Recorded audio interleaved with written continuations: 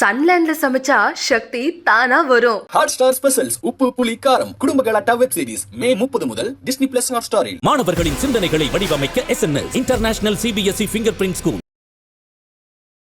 வாழ்த்துறேன் வாழ்த்துறேன் வரும் பெண்களுக்கு வாழ்த்துறேன், பொண்ணை பெத்த தாயாரே போதரமா கேட்டிருந்தேன்.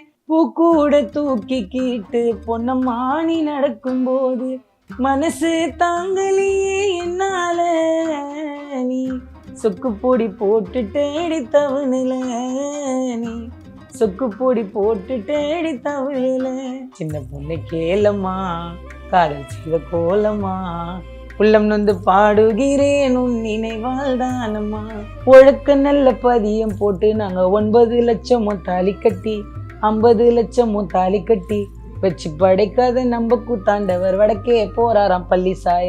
டொலாக்கு டாக்கு பத்தினி டோல்லு மையா டோலு, ஆஹா டோல்லு மையா டோலு. தலித்தினத்தை பாராட்டும் பழக்கம் எப்போ வந்தது, பாரத ரத்னா வாங்கி அண்ணல் பெற்று தந்தது.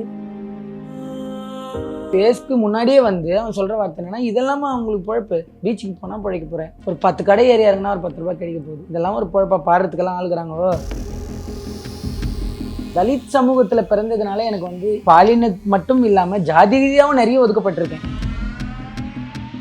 அன்பு வணக்கங்கள். இன்று நம்முடன் முதல் திருநங்கை கானா பாடகி வந்திருக்காங்க. கானா விமலா அவர்களோட பேச நிறைய விஷயங்கள் இருக்கு. வணக்கம். வணக்கம். இப்போ வடசென்னை பகுதிகளிலையும் சரி, நீங்க சொன்ன சிந்தாதிரிப்பேட்டை இங்கெல்லாம் பாடுற கானாவுடைய அந்த பாடல்கள் இருக்கு இல்லையா, அது அட் த டைம்ல நீங்க வந்து லிரிக்ஸ் போடுவீங்களா, இல்ல ஏற்கனவே வந்து அப்படி செட் ஆஃப் சாங்ஸ் இருக்கா? செட் ஆஃப் சாங்ஸ் இருக்குன்னா ஒரு போர்ஷனுக்கு இருக்கும். இப்போ அழ வைக்கணும் அப்படின்றப்ப, இப்போ இரங்கல் வீடுனா அழுவாங்க. ஒரு கணவர் இறந்துட்டாரு அப்படின்றப்ப அந்த மனைவியோட நிலை என்னன்றது நமக்கு நல்லா தெரியும். அவங்க வந்து அவரை நினைச்சு அழுகணும். அப்போ வந்து இதற்கான பாடல்கள் இருக்கு, நமக்கு முன்னோர்கள் பாடி வச்சிருக்காங்க. அதையும் தாண்டி இப்போ எங்கள் தலைமுறையில் வந்து அதற்கான பாடல் நாங்களும் உருவாக்கிக்கிட்டு இருக்கோம். நானும் எழுதி பாடிட்டு இருக்கேன், நிறைய பாடல்கள் நானும் எழுதி பாடிட்டு இருக்கேன்.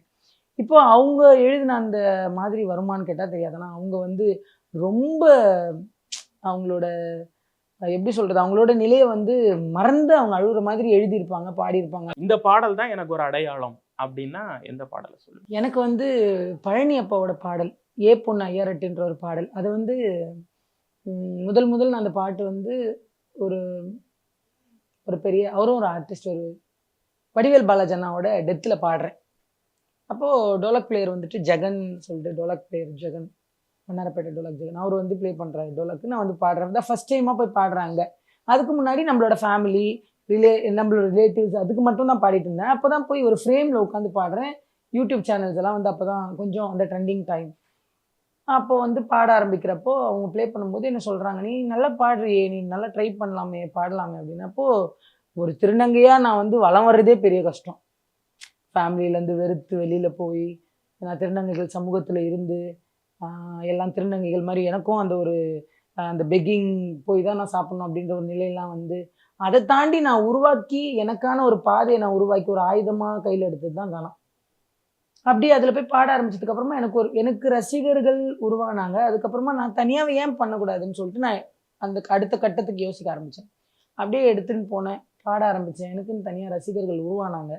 நான் ஒரு மீடியா ஓப்பன் பண்ணேன். இப்போது எங்களுக்காக ஒரு சில பாடல்கள் நீங்கள் பாட முடியுமா? பூக்கூட தூக்கிக்கிட்டு பொன்னம்மானி நடக்கும்போது மனசு தாங்கலையே என்னால, நீ சொக்குப்பொடி போட்டுட்டு தவணுல, நீ சொக்குப்பொடி போட்டுட்டு தவணுல.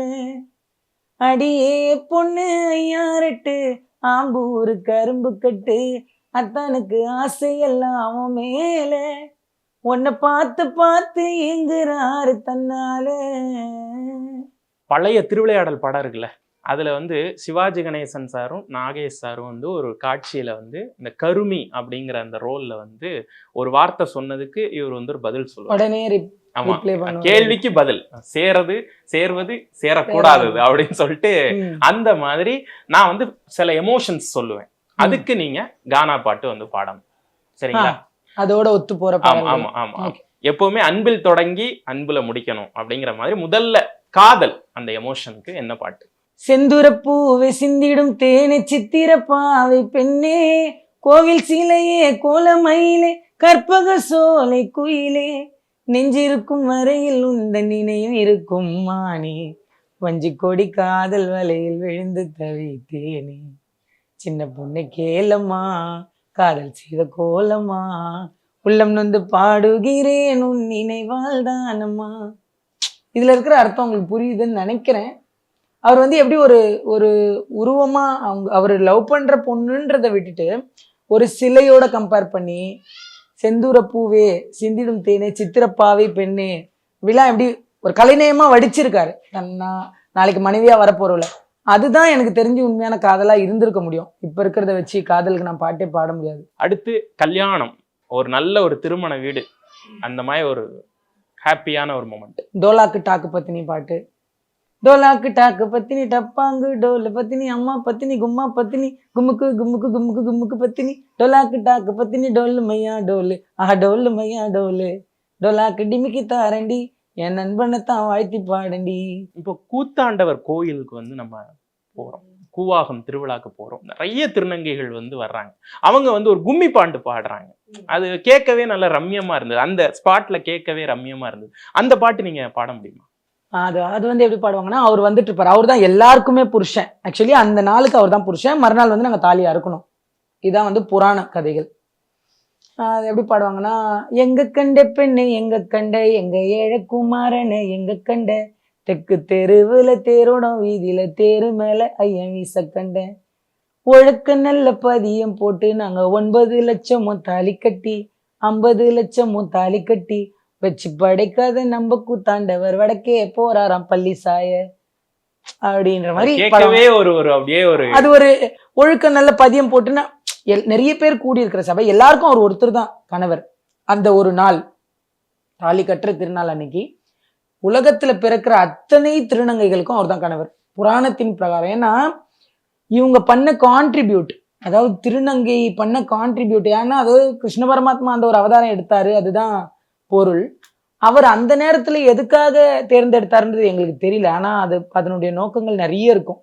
ஒரு நாள்ல எந்த பெண்ணும் அவரோட வாழ்ந்து அவரோட திருமணமாகி அன்னி ஒரு நாள் பொழுது அவரோட முதலிரவு கொண்டு எல்லாமே பண்ணி மறுநாள் அவர் இறக்க போறான்னு தெரிஞ்சும் எந்த பொண்ணும் அதை வந்து ஏத்துக்க மாட்டான்றதுனால ஒரு திருநங்கையோட அவதாரத்தை, மோகினி அவதாரத்தை அவர் எடுத்து அதை பண்ணிட்டு போயிட்டாரு. அதை காலத்துக்கும் நாங்க வழிமுறையில கொண்டு வந்துட்டு இருக்கோம். அதனால அந்த ஒரு நாள் அவர் கணவர் அவர் அந்த தேர்ல வரும்போது அவரை வந்து புகழ்ந்தி வாழ்த்தி கும்மி பாடலா பாடி கற்பூரம் கொளுத்தி நாங்க அவரை கும்பிட்டு மறுநாள் அந்த தாலியை வந்து அறுத்துருவோம். அன்னைக்கு ஒரு நாள் அவர் எங்களுக்கு கணவர் அப்படின்றதுனால அதுக்கான வரிகளா அதை வந்து போட்டு பாடி இருப்போம். அம்பேத்கர் அந்தம், அதனுடைய சாராம்சம், அதனுடைய அந்த விஷயங்கள்லாம் சொல்லுங்க. முதல்ல நான் வந்து அம்பேத்கரை வந்து பாடல் பாடணும்னு நான் தேர்ந்தெடுத்த காரணம் என்னன்னா, நான் வந்தப்ப கானாவில் நான் வந்தப்ப பெரிய கஷ்டம். ஏன்னா என்னோட ஒரு ஆண் பிள்ளையா இருந்தா ஒரு கோபம் வருது அல்லது ஏதோ ஒரு திட்டுறாங்கன்னு உணர முடியுது அப்படின்னா அவன் இறங்கி போய் ஏன்டா என்னை திட்டுன்னு சொல்லி அடிக்கலாம் அல்லது அவன் அட்லீஸ்ட் திட்டலாம். அந்த உரிமைகள் கூட எங்களுக்கு இல்லை. அப்போ நான் சொல்றது மீன் ஒரு 10 வருஷத்துக்கு முன்னாடி எனக்கு அந்த உரிமைலாம் கூட கிடையாது. நான் ஏன்னு சொன்னா என்னை 10 பேர் சேர்ந்து அடிச்சிடுவாங்க. அந்த மாதிரி ஒரு கட்டாயத்துல தான் நான் பாட வந்தேன். அப்போ நான் வந்து மேடையில பாடுறப்ப எனக்கு என்ன கமெண்ட்னா, என் ஃபேஸ்க்கு முன்னாடியே வந்து அவன் சொல்ற வார்த்தை என்னன்னா, இதெல்லாமா அவங்களுக்கு பொழப்பு, பீச்சுக்கு போனா பிழைக்க போறேன், ஒரு 10 கடை ஏரியா இருக்குன்னா ஒரு 10 ரூபாய் கிடைக்க போகுது, இதெல்லாம் ஒரு பொழப்பா, பாடுறதுக்கெல்லாம் ஆளுக்குறாங்கோ, மூடின்னு கிளம்பு அப்படின்ற மாதிரி ஒரு கமெண்ட். அப்ப நான் வந்து அதை எப்படி எடுத்துக்கிட்டேன்னா, இவன் சொல்றதுக்காக நம்ம கேவலப்பட்டு போகணுமா?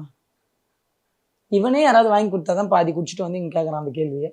இவன் பாக்கெட்ல இருந்து பணம் எடுத்து போய் குடிக்க போறது இல்லை. இவன் கேட்டு நம்ம ஏன் அசிங்கம் பண்ணோம்? பரவாயில்ல, அசிங்கம் பார்க்காம வந்து கண்டிப்பா முன்னேற முடியாது. அந்த மாதிரி நிறைய அசிங்கங்கள் அவமானங்கள் நான் பட்டிருக்கேன். இந்த பட்டுதான் இன்னைக்கு இந்த நிலைமையில இருக்கிறேன். அப்போ முடிவு பண்ணதுதான், எவ்வளவு அவமானங்கள் வந்தாலும் சரி இந்த துறையில, பாடல் துறையில கண்டிப்பா விமலா சாதிச்சே ஆகணும் அப்படின்ற ஒரு பாதையை மட்டும் யாருக்காகவும் விட்டு கொடுக்காம அடிச்சு தள்ளி வந்தேன். இன்னைக்கு இது வரைக்கும் யாரும் வரல. இந்தியாவில் போட்டா, கூகுளில் போட்டால் கூட நான் தான் ஃபர்ஸ்ட் டான்ஸ் கானா சிங்கர்னா நான் தான் வரேன். அது போதும், அந்த பெருமையை நான் தக்க வச்சுக்கிட்டேன். இனி வரப்போறாங்க, அவங்களுக்காக அவங்கள மட்டுமே மனசுல வச்சு அந்த வைராக்கியத்தோடு இருந்து தான் ஜெயிச்சேன். சிந்தாதிரிப்பேட்டை டு கோக் ஸ்டுடியோவில் எல்லாரும் பெர்ஃபார்ம் பண்ண முடியுமான்னு கேட்டால் முடியாது. அது ஒரு பெரிய பிளாட்ஃபார்ம். இந்த பயணத்தில் என்னெல்லாம் அவமானங்கள் நீங்க சந்திச்சிருப்பீங்க? ஏன்னா ஒரு ஸ்டேஜ் ஷோக்கு போறாங்க, அங்க பெண்கள் பாடும்போதே அவங்களால பாட முடியாத அளவுக்கு இன்னைக்கு ஆடல் பாடல் நிகழ்ச்சிகள்லாம் வேற மாதிரி போய்கிட்டு இருக்கு. அப்படிங்கிறப்ப உங்களுடைய அனுபவங்கள்? இப்போ கோக் ஸ்டுடியோனா நிறைய விஷயம் நடந்தது. அதில் வந்து நான் ஒரு 3 விஷயம் மறக்க முடியாது. நான் வந்து ரெக்கார்டிங் முடிஞ்சிருச்சு. நாங்கள் வந்து ஷூட்டுக்கு போயிருக்கோம். போயிருக்கிறப்ப எனக்கு தெரியாது உள்ளே வந்து இப்படியெல்லாம் நடக்க போகுது. ஃபோட்டோ ஷூட்க்கு வந்து அது மோர் தென் 300க்கு மேலே ஃபோட்டோஸ் எடுத்தாங்க. ஷார்ட்ஸ் எல்லாம் நிறைய வச்சு பயங்கரமாக பண்ணாங்க. நல்லா ட்ரீட் பண்ணாங்க. அதெல்லாம் எந்த குறையும் நான் சொல்ல மாட்டேன். கோக் ஸ்டுடியோ வந்து வாழ்க்கையில் மறக்க முடியாத அனுபவம். நல்லா என்னை பார்த்தாங்க. எனக்கு வந்து அந்த ஷூட் முடிச்சுட்டு நான் வரேன், பாட்டு ரிலீஸ் ஆகுது. அப்போ என்னோட ஃப்ரெண்டு எனக்கு கால் பண்ணுறான். கால் பண்ணி, அதாவது வந்து 8th ஸ்டாண்டர்ட் வரைக்கும் கூட படித்த friend, 1st standard to 8th standard. அப்போ நான் ஒரு பையனாக தானே இருந்தேன்.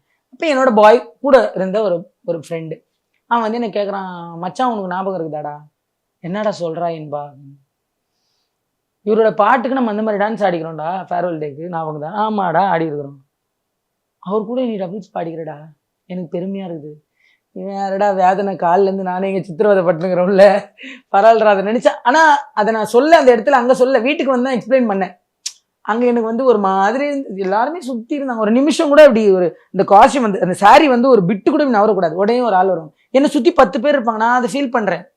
ஓ விமலா தானா, நிஜமாலுமே என்னன்னா அது நம்மளை இப்படி பார்த்துக்கிறாங்க அப்படின்ற மாதிரி. அது ஒன்று மறக்க முடியாது. அதே மாதிரி கோக் ஸ்டுடியோ சாங்கை விட ப்ரெஸ் மீட்டை மறக்க மாட்டேன் என் வாழ்க்கையில். யார் யாரெல்லாம் இவங்கெல்லாம் பெரிய சிங்கர்ஸ், இவங்கெல்லாம் எவ்வளோ மோர் பாப்புலர் சிங்கர்ஸ் தெரியுமா அப்படின்னு நினச்ச எல்லாருமே என்னை சுற்றி உட்காந்துருந்தாங்க ப்ரெஸ் மீட்டில். ரைட் சைடில் பென்னி உட்காந்துருக்காரு, லெஃப்ட் சைடில் சின்மய் உட்காந்துருக்காங்க, ரஹ்மான்ஸ் டாட்டர் உட்காந்துருக்காங்க, புஷ்பவனம் குப்புசாமி சார் உட்காந்துருக்காரு, ஷான் ரால்டன் இருக்காரு, கூட கிருத்திகா நெல்சன் இருக்காங்க. என்னால் wow such a wonderful moment my life. ஐயா வைகுண்டர்னு சொல்லிட்டு கன்னியாகுமரி பக்கத்துல ஒரு சாமி இருப்பார். அவர் வந்து அவருடைய மொத்த வாழ்க்கையுமே வந்து தாளக்கிடப்போரை தற்காப்பது தான் அறம் அப்படின்பார். கீழே இருக்கிறவங்களை மேலே தூக்கி விடுறது தான் அறம் அப்படின்னு. அந்த மாதிரியான ஒரு அரசியலை சுமக்கக்கூடிய பாடல் அது எப்படி உருவாச்சு? ஆக்சுவலாக வந்து அதுக்கும் மெயின் ரீசன் என்னன்னா, நான் பட்ட அவமானங்கள் தான். நான் பிகினிங்லேயே சொன்ன மாதிரி அவமானங்களை மட்டுமே தான் சுமந்து நான் வாழ்ந்துட்டு இருந்தேன் ரொம்ப வருஷங்களுக்கு. நான் பாட வந்து ஒரு 5 வருஷத்துக்கு கூட இவர்ஃபா இதெல்லாம் யார் கூப்பிட்டாங்க, அதாவது நான் உட்காந்துருப்பேன் இப்படி இருந்து நான் எப்படி திரும்பினாலும் அவன் பேசுறது எனக்கு கேட்கும். அந்த மாதிரி இடத்துல தான் பாடகர்களே ஏன் அந்த மாதிரியான அவமானங்களை வந்து எனக்குள்ள நிறைய சுமந்து, அப்ப இன்னைக்கு நான் இவ்வளோ மரியாதைகளை நான் தேர்ந்தெடுத்து இவ்வளோ மரியாதைகளுக்கு நடுவில் நான் இருக்கிறப்ப எனக்கு இவ்வளோ ஒரு பேட் கமெண்ட்ஸ் இருக்குது. அது ஒரு மாதிரி அந்த அந்த இடத்தையே நெகட்டிவ் வைபா மாத்துறானுங்க. பாட விடாமலாம் கிண்டல் பண்ணுவாங்க. அந்த மாதிரி பண்ண மாட்டாங்க அந்த டைமிங்ல, அது வித்தின் ஃபியூ மினிட்ஸ்ல அந்த டைம்ல வந்துட்டு அந்த மாதிரி பேசுவாங்க. அப்போ இன்னைக்கு இவ்வளோ வசதிகள் இருக்கிறப்ப நம்மளுக்கு இந்த நிலைமை. அப்போ எந்த வசதியும் இல்லாம நம்மளாம் நல்லா இருக்கணுன்றதுக்காக இவ்வளோ ஒரு போராட்டங்களோட வாழ்ந்து அந்த மனுஷன் எதை தான் அனுபவிச்சாரு? ஃபேமிலியில இந்த சந்தோஷமா அனுபவிக்கல. இது மேலேயே எனக்கு ஆர்வங்கள் நிறைய போக ஆரம்பிச்சுது. ஆர்வங்கள் நிறைய போகும். அப்போ அவர் பட்ட கஷ்டத்தெல்லாம் எடுத்து படிக்கணும்னு சொல்லிட்டு நான் படிக்கிற புத்தகம்னாலே அம்பேத்கர் புக்காக தான் இருக்கும். அம்பேத்கரை வந்து ரொம்ப எனக்கு பெரிய ஒரு இன்ஸ்பிரேஷனாக அவரை நான் ஏற்றுக்கிட்டேன். படிக்கணும், கண்டிப்பாக படிக்கணும்டா அந்த மனுஷன் எதுக்காக இப்படி வாழணும்? குடும்பத்தை வெறுத்து பிள்ளைங்க இருந்தது எதையுமே ஒரு பார்க்காம எதுக்காக வாழணும்? இன்னைக்கு அந்த உலகளாவிய அரசியல் அது ஒரு பெரிய கம்பார்ட்மெண்ட்டாக இருக்குது. இருந்தாலும் அதை யாரும் ஏற்றுக்காம ஏன் இருக்காங்க? அப்போ நம்ம என்ன பண்ணணும்? என்னுடைய அனுபவத்தில் இருக்கிற அரசியலை வந்து அவரை வச்சு தான் தெரிஞ்சுக்க முடியும். ஸோ எனக்கு இந்த கானா பாடல் இந்த சினிமா ஃபீல் அதெல்லாம் விடு, நான் எழுதி நான் பாடணும்டான்ற ஒரு வைராக்கியம் வச்சேன். அப்போ எழுத ஆரம்பிச்சுதான் இந்த வருஷம் வரைக்கும் நானே எழுதி நானே டியூன் போட்டு நானே பாடி. தலித் சமூகத்தில் பிறந்ததுனால எனக்கு வந்து இதனை பாலின மட்டும் இல்லாமல் ஜாதி ரீதியாகவும் நிறைய ஒதுக்கப்பட்டிருக்கேன். எங்களுக்காக பாட முடியும்? தலித்தினத்தை பாராட்டும் பழக்கம் எப்போ வந்தது? பாரத ரத்னா வாங்கி அண்ணல் பெற்று தந்தது. லட்சம் புத்தகத்தை படிச்ச எங்க தலைவர், லட்சியம் ஜெயிப்பதற்கு பாடுபட்ட அறிஞர், தாழ்த்தப்பட்ட மக்களுக்கு தனி உரிமை தந்தாரு, தாயகம் வாழ பல சட்டம் கொண்டு வந்தாரு. இவ்வளவு சிறப்புக்கு காரணமே யாருங்க? தலித்தினம் வாடுறோம்னா தலைவர் அம்பேத்கருங்க, அண்ணல் அம்பேத்கருங்க, தலைவர் அம்பேத்கருங்க. அதாவது அம்பேத்கர் அவர்களுடைய வாழ்க்கையில ஒரு ட்ரிபியூட் அப்படின்னு வந்து ஒண்ணு கொடுக்கறதா இருந்தா, உங்களை மாதிரி ஒரு டிரான்ஸ் லேடி, அதுவும் இவ்வளவு கஷ்டங்களுக்கு மத்தியில ஒரு ஒதுக்கப்பட்டு அவமானங்களை சந்திச்சு இன்னைக்கு இங்க வந்து இருந்து அம்பேத்கரை பத்தி பாடுறதே அவருக்கு கிடைச்ச ஒரு மிகப்பெரிய ட்ரிபியூட். பொது நீரோட்டத்துல கலக்கிறதுக்கு இன்னும் இந்த சமூகம் என்னெல்லாம் செய்யணும்? அம்பேத்கருடைய ஒரு புனிதமான ஒரு ஒரு ஒரு எழுத்து, அமைதியா பொறுமையா இருக்க மட்டும்தான் நம்ம கத்துக்கணும். மற்றபடி தெருவில் இருக்கிற நாய் கூட கோவம் வரும். உன்னை எவ்வளவு மிதிச்சாலும் அடிச்சாலும் உதைச்சாலும் இந்த பொறுமையை கையாளக்கூடிய தன்மை என்னோட எழுத்துல, என்னோட புத்தகத்துல, நான் இப்ப எழுதிட்டு இருக்கேன் என்னோட புக்ல, இதெல்லாம் பத்தி நான் தனித்தனியா ஒரு கம்பார்ட்மெண்ட்டா எழுதியிருக்கேன். நான் பட்ட அவமானங்கள் எத்தனையுமே யாரையும் எதிர்த்து நான் கேள்வி கேட்க வேண்டிய அவசியமே இல்லை. என்னுடைய அவமானங்கள் நாளைக்கு ஒருத்தருக்கு வந்து ஒரு ஒரு அனுபவமா இருக்கும். அதை நான் எழுதிட்டு இருக்கேன். இப்போ என்னோட இல்லை, நான் புக் எழுதிட்டு இருக்கேன். சரி, நான் ரொம்ப நிறைய டாபிக்ஸ் வச்சு எழுதிட்டு இருக்கேன். அட்லீஸ்ட் ஒரு 150 160 பேஜஸாவது வர மாதிரி எழுதிட்டு இருக்கேன். என்னோட முதல் வயதுலேருந்து எல்லாத்தையும் கலெக்ட் பண்ணிட்டு இருக்கேன். நான் எழுதிட்டு இருக்கேன் என்னோட புத்தகத்தை. இந்த லிரிக்கெல்லாம் எழுதுறோம் இல்லையா, இதுல பட்ட வேதனைகள் அதெல்லாம் கூட இப்போ அந்த பாட்டு பாடும்போது இன்னைக்கு எல்லார் கண்ணுக்கும், சமுதாயத்தில் எல்லார் கண்ணுக்கும் நான் தெரியுறேன் அப்படின்றதுனா அந்த அம்பேத்கர் அந்தமும் பெரிய ஒரு சப்போர்ட். இப்போ நான் எப்படி எழுதியிருப்பேன்னா, எல்லாரும் பாடல்கள் அம்பேத்கர் எழுதியிருக்கிறத காணா மூலியமா நீங்க போய் பார்த்தாலும், இப்போ நான் எப்படி எழுதியிருப்பேன்னா, ஏப்ரல் 14 பிறந்தாரு மத்திய பிரதேசத்தில். நீங்க சொன்ன மாதிரி இந்த எதுகை முனை, ஏப்ரல் 14 பிறந்தார் மத்திய பிரதேசத்துல, அண்ணல் புகழத்தான் எடுத்து சொல்ல கூகுள் குரோம்லயும் வார்த்தை இல்லை, மைண்ட்ல தான் தீட்டினாரு திட்டங்களை, லெஃப்ட் ஹேண்ட்லயும் எழுதினாரு சட்டங்களை. அவர் லெஃப்ட்ல எழுதினாரு, நிறைய பேர் தெரியாது. ஸோ அவரோட பிளட் கிளாட் ஆனதுக்கு அப்புறமா இஸ் நாட் டேக் ரெஸ்ட். அந்த டைம்லயும் அவர் லெஃப்ட்ல ப்ராக்டிஸ் பண்ணி எழுதுறாரு. லெஃப்ட் ஹேண்ட்லயும் எழுதினாரு சட்டங்களை, மனுஷன் வாழ்க்கைக்கு ஆயுதமே வேண்டாம் ஏதோ, சுயமரியாதை நடத்த இருந்தா போதும், அது இருந்தா போதும், ஜாதியைத்தான் ஒழிச்சு நண்ப சமத்துவத்தை தந்தாரு, எல்லோருக்கும் சம உரிமை அண்ணல் கொண்டு வந்தாரு. இப்ப நான் அதுக்காக 10 புத்தகம் படிச்சிருப்பேன். இல்ல நாம சன்லேண்ட்ல சமைச்சா சக்தி தானா வரும். ஹாட் ஸ்டார் ஸ்பெஷல்ஸ் உப்பு புளி காரம் குடும்ப கலாட்டா வெப் சீரிஸ் மே 30 முதல் டிஸ்னி பிளஸ் ஹாட் ஸ்டாரில். மாணவர்களின் சிந்தனைகளை வடிவமைக்க SNS international CBSE finger print school.